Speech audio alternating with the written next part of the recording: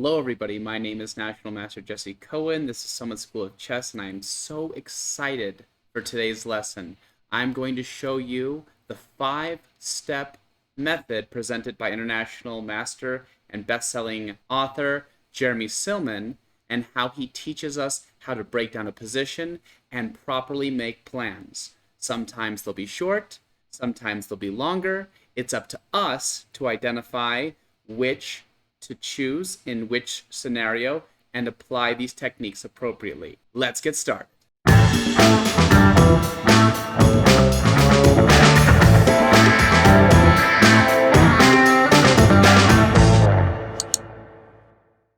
All right, so the first thing you're going to want to do is probably get out some sort of pencil and paper, or maybe open a Word document. You're going to want to write down or record what I'm about to tell you, okay? The 5 steps of planning, according to Jeremy Silman, in a nutshell, is this. Step 1, make a list of the imbalances in a chess position, okay? An imbalance denotes any major difference between white and black's position. There are many coaches out there that have used different terminologies for this. Some people use advantages and disadvantages, pros and cons, strengths and weaknesses, pluses and minuses. However you want to denote them, what you should do first in any position is figure out what do you have that's going well, what do you have that's not going well, okay? Step 2. Step 2 is to decide what area of the board should you play in. Now, I know this might sound silly, and to a lot of amateur players, the answer is almost always the same. Go straight for the king. Just go do it. That's how you win chess games. You're not going to win unless you checkmate, so just go for the king. But a seasoned master knows that you can't just play anywhere on a chessboard that you want to. You can only play in an area of the board where you either have or can create superiority. That means that if I have all my strength on the queen side, it would be very inappropriate for me to launch an attack on the king side unless I was able to also create a clear advantage over there as well. The only exception to this rule is that if you dominate the center, you can essentially do whatever you want to, which is why we harp so much on the importance of center domination. Step 3. Step 3 is to come up with a dream position. Once you decide where your advantage lies and where you should play, you should begin imagining an ideal situation for either one of your pieces or all of your pieces, okay? And Jeremy Silman encourages us to dream big. Step 4. Step 4 is that you also must realize that the opponent has ideas as well.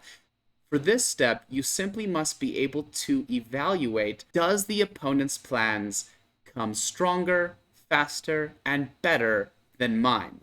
If they don't, you can usually just pursue your own ideas.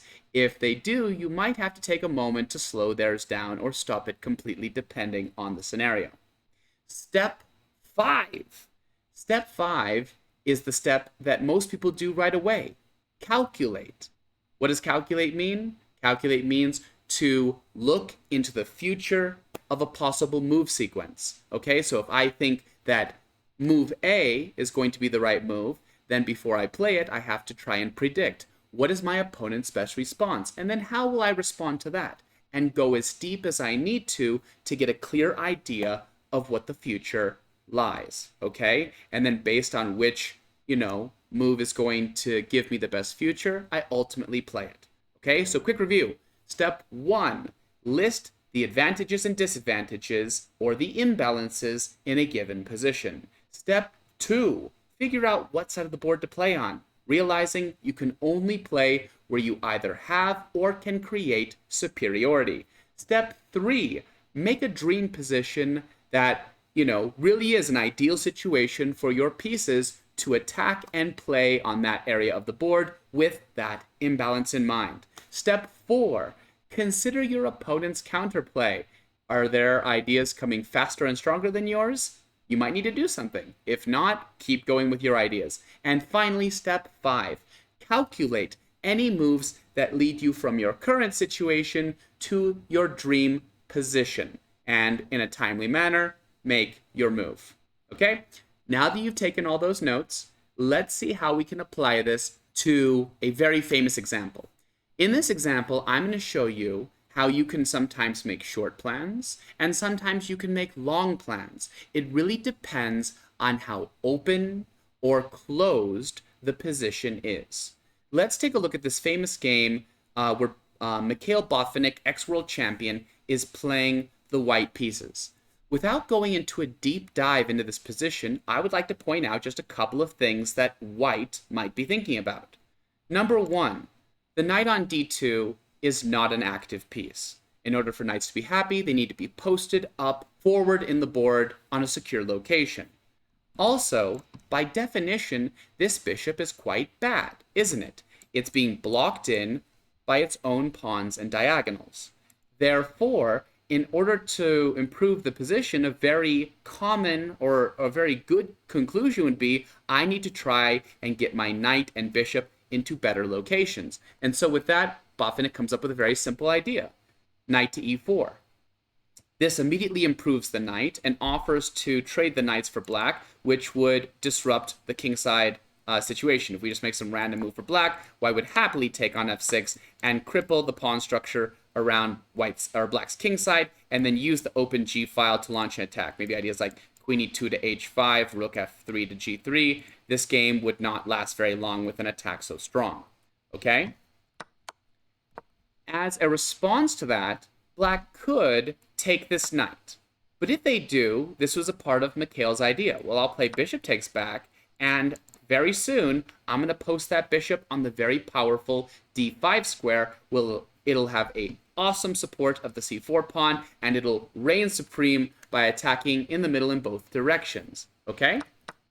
Black decides to respond to this by playing queen back to d8, but that really doesn't stop our ideas. Mikhail trades knights, followed by playing bishop to e4. I'm going to fast forward just a little bit. Rook b8, rook d1, b6, h3, bishop a6, bishop d5, b5, take, pawn c4, rook b6, rook b1, rook d8, trade, pawn to e4, and kind of a mysterious bishop to c8. Okay? So as you can see, even though quite a few moves have passed, Botvinnik made a simple idea to make the knight and bishop stronger than they were. He was able to successfully trade off the knight and post the bishop on d5. Okay? So again, a plan doesn't have to be that long. However, again, you must tailor it to the position. If the position is more open, you need to come up with fast, energetic plans. If the position is more locked, you have time to come up with a lengthier plan. Okay? Now pause your video for a second and, take any notes that you might need to take, and then let's rejoin this position in just a second. I am now going to show you the 5-step method of planning. Here we go. Okay? So, step 1. The first step is make a list of all the positive and negative aspects of the position, otherwise known as imbalances. In a nutshell, here are the imbalances. First of all, white has a clearly superior bishop on d5 when compared to the counterpart on c8. It reigns supreme, creating pressure and havoc in both directions. The second imbalance that we should note for white is the pawn on f5. This gives a space advantage. Remember, when you have more pawns pushed, it usually gives more room for your pieces to move and less room for your opponent's pieces to move. Primarily in this position, the bishop and the queen are the main victims of the pawn on f5. It is greatly restricting their abilities to move. And the final imbalance that's in white's favor is white has a half-open file leading to a backward pawn on b6. Remember, masters will make entire plans based on the targeting of one weak pawn. And remember, we don't just choose any pawn, we go after pawns that cannot be defended by their brothers. Okay? In this position, the only thing that's going to guard this pawn in any foreseeable future is the queen and the rook. Okay? So those are the imbalances. I should also mention, white has some isolated pawns as well. However, we only should list things if they're actually worth something. For example, c4, even though it's isolated, I can't imagine any successful way for black to arrange pieces to really attack c4. They could play bishop a6, but how would they ever even get a second or third attacker on that point? They would need 3 attackers, considering we already have 2 defenders. We also have an isolated pawn here. Now this one is definitely more vulnerable since it's on the half-open file for black. However, with the bishop controlling a8, it's going to take black at least a few moves to get the rook to a7 or something like that so it can actually become an active piece. Okay? Step 2. What side of the board should we play in? What a wonderful situation this is for white. We have a dominating bishop in the center. We have a space advantage on the king side, and we have a half-open file leading to a wonderful target on the queen side. According to this, we have justification to play in any area of the board that we want. However, I am going to eliminate the center right now. Why? Well, with the center being locked by the bishop, and with this bishop having zero intention to move anywhere, that's going to lock down the E, the D, and the C files basically indefinitely. So, with a locked center like that, we just have no desire to play. That leaves us with the king side advantage, with the space, or with the half-open file leading to the b6 pawn.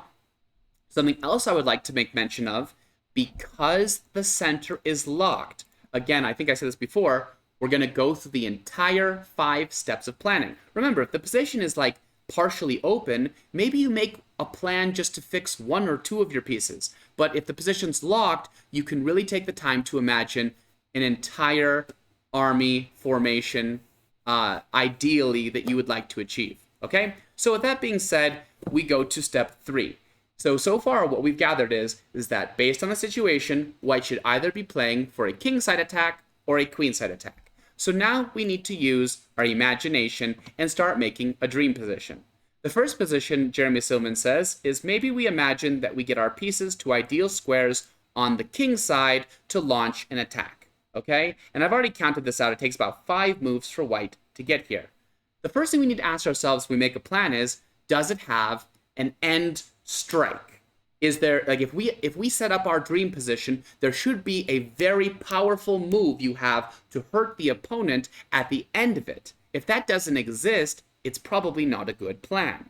In this position, does white have a strike? It turns out the answer is yes. White is threatening to play the move rook to g6 because of this pin. And black would basically have to play the move queen e7 if they wanted to not lose the queen. But then the queen stops guarding g7, and rook takes g7 check is going to lead to mate extremely quickly, or something very, very devastating. Okay? So, should we play this idea as white? The answer turns out to be no. Why is that? Let's go back to the starting position.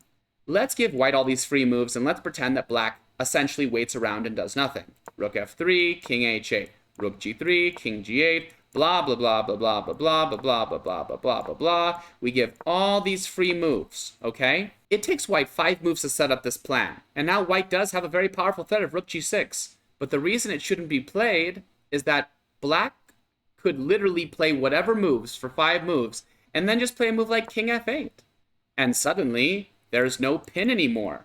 And suddenly, there is no threat or breakthrough by white. As Grandmaster John Nunn says, don't make a plan that's going to take 4 or 5 moves, and your opponent can simply wait around if they want to and take 1 move to shut everything you do down. It's just a total waste of time. The only exception to this is that if you can come up with a plan that is stoppable by your opponent, but in order to stop you, they have to make a terribly weakening pawn advance that you can take advantage of, that's a different subject. But that's not what's going on here. So because of that, we're going to scrap this idea. Bad plan to make a piece attack on the king side. Since the piece attack on the king side won't work out, Jeremy Silman says we should consider a pawn attack on the king side. So with that, we consider the following plan. Maybe queen f2, followed by g4, queen g3, h4, and g5. Okay? Is this doable? It seems doable. Is this actually threatening? I think so. If we can achieve this position, black doesn't have easy ways to deal with this, okay? If they save their queen, for example, we can play moves like, g takes h6, threatening mate. We could even play pawn to f6, threatening here and here and here. If they take here, we take back, check, discovery with mate, and terrible ideas to come. Very, very terrible situation. Let's go back. Could the opponent have stopped us? Back here, black could have tried to move like g5 to shut all this down, but it doesn't really work, thankfully, due to en passant. White would play e takes f, f takes g6. And at this point, with the discovery attack on the queen, everything is breaking through, and black is going to fall apart immediately. So, this plan is unstoppable. This plan does cause threats to black, and there's no good way to stop it. Should we go through with this plan? The answer is not yet. Or rather, let me give you a more exact answer. Let's say that you're playing a game of chess and you've done all this legwork right now and you've discovered that this is a good plan and it's going to work, but you don't have a ton of time left on the clock. Go for it. You should do it. If you find a good plan, don't waste time, do it. However, let's play the game of we have unlimited time and we can search deeply to come up with the best ideas in the position. So in that case, we're going to turn our attention over to the queen side. With that being in mind, the first thing we do is try to create a dream position. Jeremy Silman says that a lot of his students create a dream position that looks something like the following. He says there's two ideas that are wrong behind this setup. Number one, he says a lot of amateurs think that by having a rook placed closer to the target of choice, it makes it stronger. However, he says this is nonsense. The rook is just as powerful in terms of attacking b6 back on b1 as it would be on b5, so it's really of a waste of time. The second criticism he gives for this position is that he says come up with a dream position. He says imagining that b1 is the best square that the queen could possibly imagine herself on to attack b6 is utter rubbish. He says where would be a stronger square? How about a square such as a7 that could be achieved after queen a4 to a7? If white's queen was on a7, this would be a much more dreamy square to go after the b pawn and apply pressure on black's position.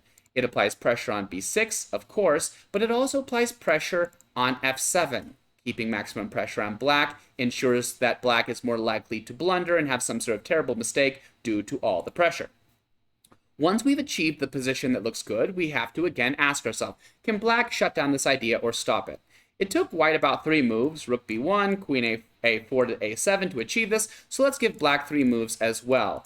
Black would probably play the move rook to d6 in order to guard b6, and probably also bishop to d7 to e7 or e8 in order to prevent tactics like this and also shut down pressure on f7. So it appears that black has shut down our ideas. Should we give up on this idea? The answer is no. We should look a bit farther. Why? It's not just about attacking a target that is effective. Sometimes it's about destroying a target. White can successfully play a4 at this point, and there's literally nothing that black can do to stop the incoming a5. When this happens, black will have no recourse, since there's no way to defend this, other than to capture. And when this happens, now there is absolutely no way to save the c-pawn. Black can try some attack. We will win the c-pawn, and we will be up a pawn with a passed pawn that we can try to push. Okay? So, it actually turns out that this is also a good idea. Let's go back to the starting position. With all of this in mind, we have 2 good ideas. The 2 good ideas are the pawn storm with the queen supporting on the king side, or the queen on a7 with the rook on b1, followed by a4, a5 to break down the queenside pawn structure. Here, it's your choice which plan you want to go with. There is no right answer. However, in the game, Botvinnik decided to go for the queenside pawn instead of the kingside pawn storm. Why is this? Maybe it's personal preference. Maybe he decided that there was no reason to risk white's king safety by pushing these pawns away when he had another good plan that didn't come with any such risks. Who knows? Either way, we're on to step 4. What is step 4? Consider opponent counterplay. Can the opponent just pursue their own ideas and ignore you because they've got stronger, better ideas? In this position, I'm going to save you some time. Due to the extreme lack of mobility and good moves available to black, black is in no position to race with us to try and compete for ideas to see who will come stronger and better. But I did want to show you an example of when this can take place so that you understand how to properly apply the step. Let's take a look at this famous position that occurred between Norwegian amateurs and legendary grandmaster, and one of the founding fathers of chess, Aaron Nimzovich. In this position, white realized that their main advantage or imbalance was a kingside space advantage and a pawn majority of 4 on 3. Because of all this, white decided that the best plan should be f5 and e6 in order to create a passed pawn and continue using this imbalance, and that white should arrange the pieces in a way that would best support this idea. On the other hand, what is black's imbalance? It turns out there's only one. Black has a queenside pawn majority, especially in the C and D files, of 2 on 1. Black should play ideas like c5 and d4, which after pawn takes will create a powerful passed pawn and open up lines nicely for black's pieces. Well, the problem here is that if we actually look at white's idea in speed compared to black's idea in speed, it doesn't take very long for us to see that black's ideas come faster and better. Black can literally play one move, then 2 moves. That's all the preparation black needs in order to succeed at this. However, in order for us to succeed, we have to play f5 and then play e6. Currently, black has more control over f5 than we do, and more control over e6 than we do.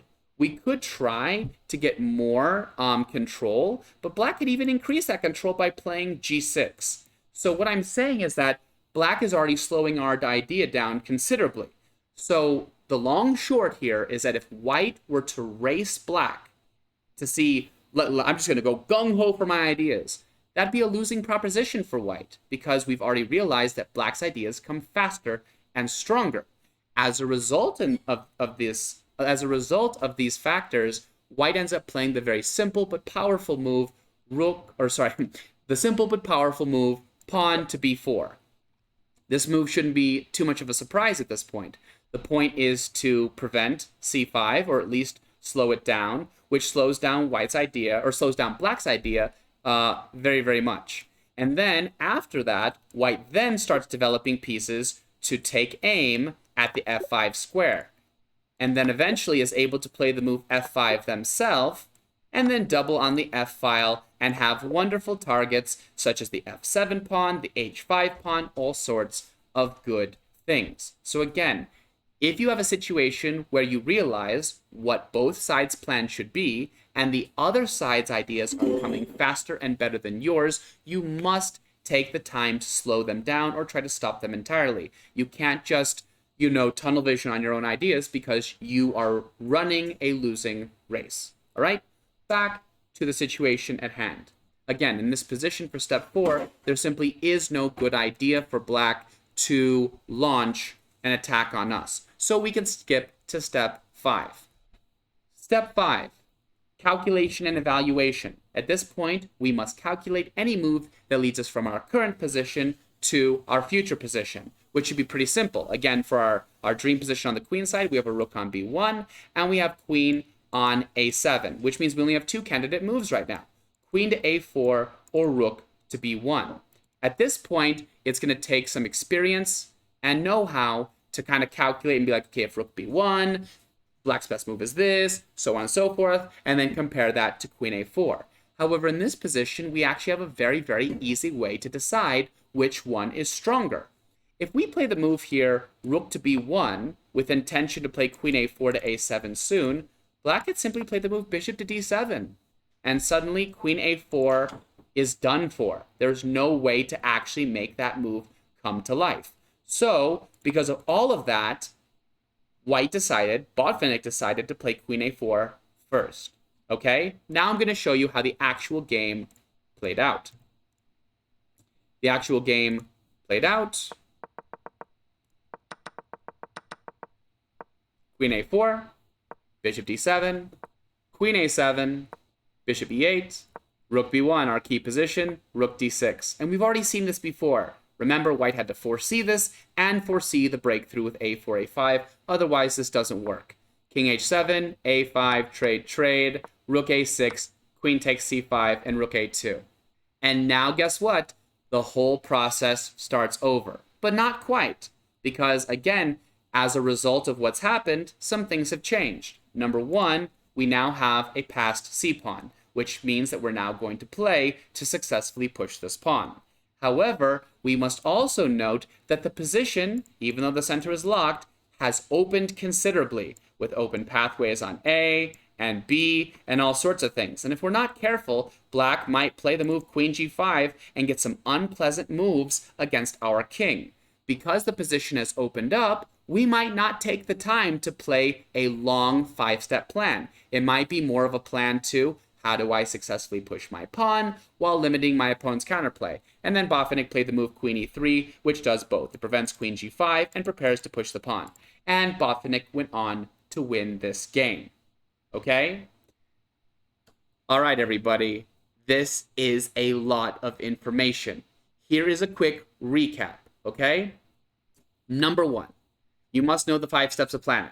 The first step is list the imbalances in the position. Step 2, what side of the board to play on. Step 3, create a dream position. Step 4, consider opponent counterplay. And then after all of that, finally, step 5, calculate and evaluate, okay? Remembering that in a closed position, you have time to make a plan that involves maybe all of your pieces. And in an open position, you might only have time for a 2 or 3 move idea that only involves one piece, okay? So it's up to you to fight for imbalances. It's up to you to decide, do I have the time to create a long plan or do I need a short plan? But the same thing is going to happen in both of these scenarios. You are going to realize the imbalances and you're going to come up with a plan, shorter or longer, that tries to make use of your imbalances. If you have an advantage in space, make use of it. If you have a big giant center, make use of it. If you've got 2 minor pieces versus a rook, make use of it. Whatever it is, fight for your differences. All right? All right, everybody, I hope that you enjoyed this lesson. I think it is one of the best examples I've ever seen at applying Jeremy Silman's 5-step planning method. If you like this, I highly encourage you to pick up his book, How to Reassess Your Chess 4th Edition, or one of his many other books. I recommend starting with Amateur's Mind if you're at the very beginning of your planning journey.